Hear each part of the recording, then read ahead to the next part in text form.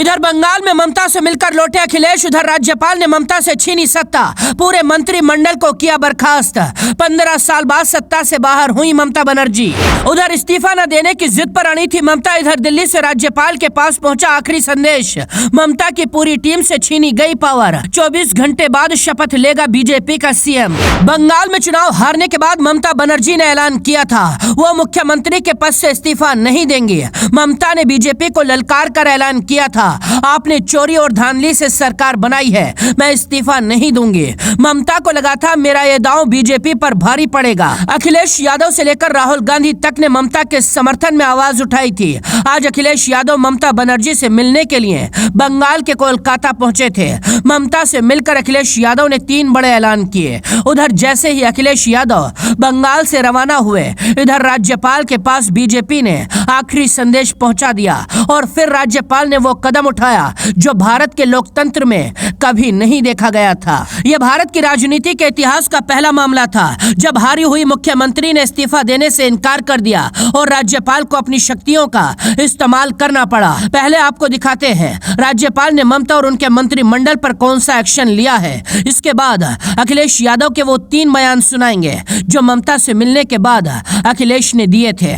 दरअसल 7 मई को रात 12 बजे ममता बनर्जी का कार्यकाल खत्म होने वाला था, लेकिन ममता अभी तक जिद पर अड़ी थी कि वो इस्तीफा नहीं देंगे। उधर बीजेपी 9 मई को नए सीएम को शपथ दिलाने की तैयारी कर रही थी। 71 साल की ममता की जिद ने पूरे देश को हैरानी में डाल दिया था। पूरा विपक्ष ममता के साथ खड़ा था। ममता का आरोप था बीजेपी ने ईवीएम में गड़बड़ी और धांधली करके चुनाव जीता है, लेकिन आज राज्यपाल ने एक्शन लेते हुए ममता बनर्जी की पावर छीन ली। राज्यपाल ने सीधा विधानसभा को ही भंग कर दिया। विधानसभा भंग होने का मतलब ये है कि अब ममता बनर्जी राज्य के मुख्यमंत्री नहीं है और उनके कैबिनेट मंत्रियों की पावर भी पूरी तरह से खत्म हो गई है। राज्यपाल ने संविधान के आर्टिकल 174 के तहत अपनी शक्तियों का इस्तेमाल किया और विधानसभा को भंग किया। अब जब तक नई सरकार नहीं बनती, राज्य की कमान राज्यपाल के पास रहेगी। चुनाव के नतीजे आने के बाद से ही बंगाल में माहौल बेहद तनावपूर्ण बना हुआ है, लेकिन इसी बीच अखिलेश यादव ममता बनर्जी से मिलने के लिए पश्चिम बंगाल पहुंचे। कोलकाता में अखिलेश यादव ने ममता और अभिषेक बनर्जी से मुलाकात की और सीधा आरोप लगाया बंगाल में बीजेपी ने बेईमानी और धांधली से चुनाव जीता है।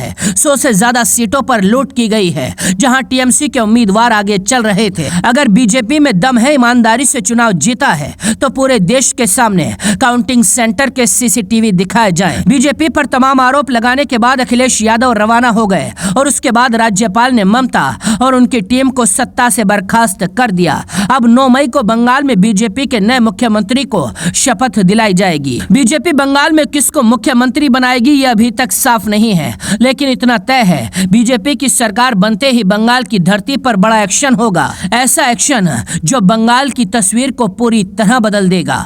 Bureau report.